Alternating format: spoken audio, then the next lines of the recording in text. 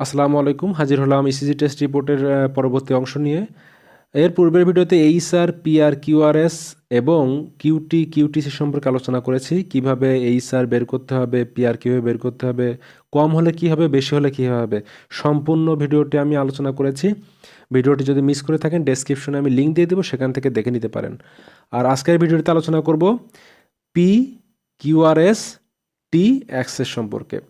এখান থেকে এই তিনটা অংশ আলোচনা করা হবে। তো যেহেতু এই ভিডিওটি খুবই কঠিন, আপনারা বারবার দেখবেন এবং যে লেখাগুলো থাকবে সেগুলো বারবার ট্রাই করবেন, তাহলে বুঝতে পারবেন। না হলে কিন্তু একটু কঠিন মনে হতে পারে, মাথার উপর দিয়ে যেতে পারে, কিন্তু বারবার চেষ্টা করলে তখন আর আপনার অত কঠিন মনে হবে না। তাহলে এখানে দেখুন রয়েছে পি, কিউআরএস এবং টি অ্যাক্সেস সম্পর্কে। এখানে মান ছিল হচ্ছে 34 ডিগ্রি, 26 ডিগ্রি এবং 34 ডিগ্রি। তো পি এর মান আসছে 34 ডিগ্রি এবং কিউআরএস এর মান আসছে 26 ডিগ্রি, টি এর মান আসছে 34 ডিগ্রি। তো এই সম্পর্কে আমি একটা পেজ তৈরি করে রেখেছি, আমরা সেখানে চলে যাব এখন। দর্শক দেখতে পাচ্ছেন এখানে রয়েছে পি, কিউআরএস, টি, যেটি আমরা একটু আগে দেখলাম 34, 26, 34 ডিগ্রি। এখানে পি, কিউআরএস এবং টি এগুলো কি বোঝায়? হার্টের ইলেকট্রিক্যাল অ্যাক্টিভিটির মূল দিক বোঝায়। তার মানে এই পি, কিউআরএস এবং টি দ্বারা আমরা হার্টের ইলেকট্রিক্যাল দিক বুঝি। প্রতিটি তরঙ্গ পি, কিউআরএস এবং টি আলাদা আলাদা ইলেকট্রিক্যাল ইভেন্টের প্রতিফলন হিসেবে আমরা বিবেচনা করি। তো প্রথমে এই পি নিয়ে আলোচনা করব। এখানে পি অ্যাক্সিসের মান আসছিল 34 ডিগ্রি। তাহলে দেখুন পি ওয়েভ দ্বারা কি বোঝায়? পি ওয়েভ দ্বারা বোঝায় অ্যাট্রিয়াল ডিপোলারাইজেশন। এখানে যদি পি এর স্বাভাবিক মান হচ্ছে 0 ডিগ্রি থেকে +75 ডিগ্রির মধ্যে হতে হবে। তো এখানে তো মান ছিল 34 ডিগ্রি, 0 ডিগ্রি থেকে +75 ডিগ্রির ভিতরে রয়েছে, তার মানে মান একদম সঠিক রয়েছে এবং সিগন্যাল সঠিকভাবে পৌঁছাচ্ছে। যদি এই মান 0 ডিগ্রি থেকে +75 ডিগ্রির ভিতরে না হতো, যদি মাইনাস হতো, তাহলে কি হতো? যেমন হচ্ছে -10, এটা যদি হতো তাহলে আমরা কি বলতাম? অ্যাক্টোপিক অ্যাট্রিয়াল রিদম বা রাইট অ্যাট্রিয়াল ইনলার্জমেন্ট এর সন্দেহ করতাম। তো আশা করি পি অ্যাক্সেস সম্পর্কে ভালোভাবে বুঝতে পেরেছেন। এখন এই কিউআরএস সম্পর্কে একটু বুঝে নিব, চলুন। তো এখানে দেখতে পাচ্ছেন কিউআরএস অ্যাক্সেসের মান ছিল 26 ডিগ্রি। তো কিউআরএস অ্যাক্সেস দ্বারা কি বোঝায়? এটা হলো ভেন্ট্রিকেলের ডিপোলারাইজেশনের প্রতিফলন। তো কিউআরএস এর স্বাভাবিক মান হচ্ছে -30 থেকে +90 এর ভিতরে থাকতে হবে। তো -30 থেকে +90 এর ভিতরে কিন্তু 26 ডিগ্রি, তার মানে মান ঠিক রয়েছে।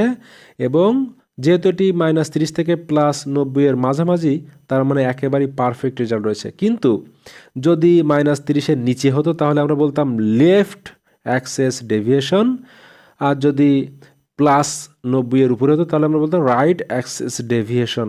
আশা করি কিউআর সম্পর্কেও বিস্তারিত বুঝতে পেরেছেন। এরপরে কি ছিল আমরা দেখে নেই।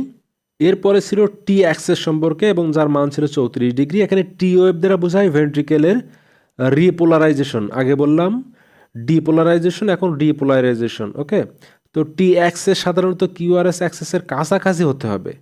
এর মান, টি অ্যাক্সেসের মান কিউআরএস অ্যাক্সেসের কাছাকাছি হতে হবে। তো স্বাভাবিক রেঞ্জ বলা হচ্ছে এখানে +-35 ডিগ্রির মধ্যে হলে ঠিক আছে।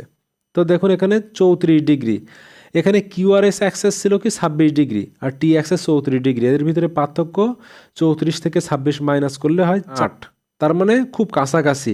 এমন যদি হয় তাহলে মনে করতে হবে মান ঠিক রয়েছে। আর যদি কাছাকাছি না হতো তাহলে আমরা কি বলতাম?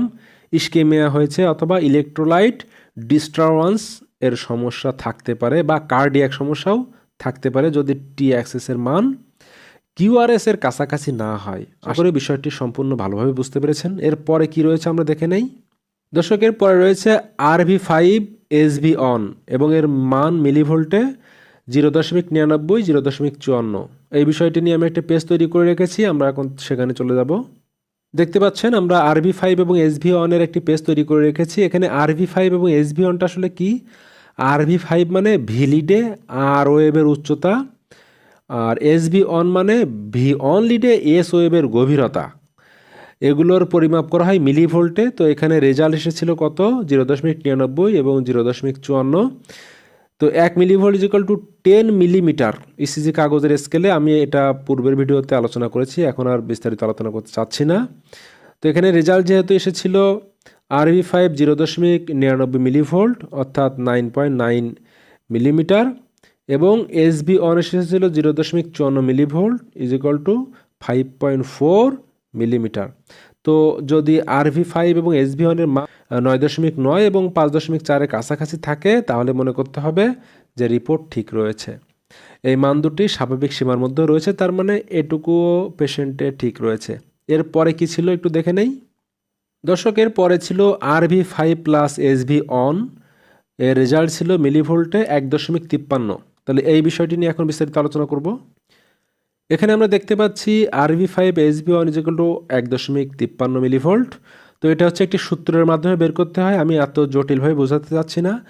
যদি RV5 এবং এসভি অনের মান 3.5-এর বেশি হয়ে যায় তাহলে আমরা বলবো লিফট ভেন্ট্রিকুলার হাইপারট্রপি। যেহেতু মান বেশি হয়নি 3.5-এর 1.53, তার মানে রিপোর্ট ঠিক রয়েছে। যদি বেশি হয়ে যায় তাহলে লিফট ভেন্ট্রিকুলার হাইপারট্রপি আমরা বলবো, আর যদি না হয় তাহলে ঠিক রয়েছে। তো আশা করি ভিডিওটি বুঝতে পেরেছেন। তারপরে যদি না বোঝেন আমাকে কমেন্টে জানাতে পারেন। দেখা হবে পরের ভিডিওতে নতুন কোনো ভিডিও নিয়ে। ততক্ষণ ভালো থাকুন আর চ্যানেলটা অবশ্যই সাবস্ক্রাইব করে রাখুন। বন্ধুদের সঙ্গে ভিডিওটি শেয়ার করুন।